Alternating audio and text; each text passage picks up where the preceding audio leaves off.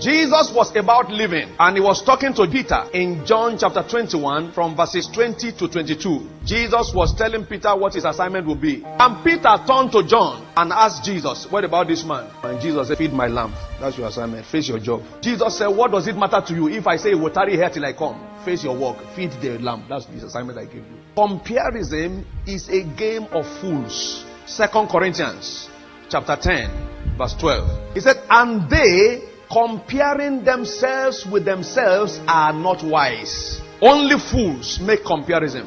It will interest you to know that no one engages in that game to win. You rather exit with shame, with weariness, with confusion. People who compare themselves, they get in confusion with pain and regret. Abel offered a sacrifice to the Lord in worship. And as he was doing that, Cain was looking at him and comparing.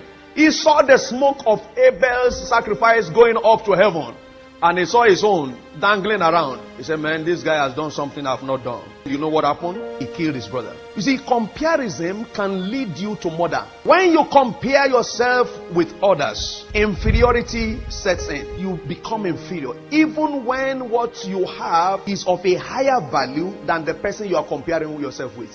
Somebody wore a particular kind of dress and you are wearing another. If care is not taken, you are comparing. While your own may even be costlier, you may begin to have a feeling of inferiority. Most people who feel inferior simply engage themselves in comparison. And with inferiority, there is jealousy. They ask you, have you seen that sister? I say, well, what sister? Yes, sister. That dress she bought, she says, second new. Jealousy. And from jealousy, anger. Jealousy gives birth to resentment. When you begin to feel resentful about your neighbor, hey, watch it. You're already in that game. And I assure you, you can win. Beware. Anything that makes you unhappy with your neighbor's progress is already trapping you. You are either comparing your age, comparing your work, or the money you have, or the position. And how can somebody like that be doing that kind of thing? They are all expression of jealousy, anger, which brings about resentment that you don't even want to hear about the person. Watch it. They are traps of the enemy.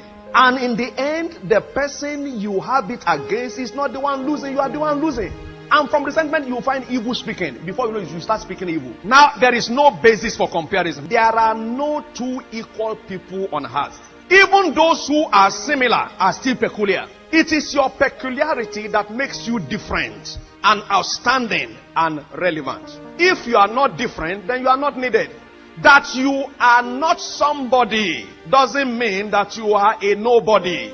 Everybody is somebody in his own class. Parents, be careful. Don't compare your children. Now, one of the plague of many homes today, couples, is comparison. Can't you be like that woman? Can't you be like that man? Differences create varieties, which in turn gives value. Life is a matter of time and sequence. It may not be your turn today, but it will become your turn tomorrow. Somebody is lifted today. Rejoice with him. It is his turn. Tomorrow it will be your turn. Woman, don't compare your neighbor's house to your house.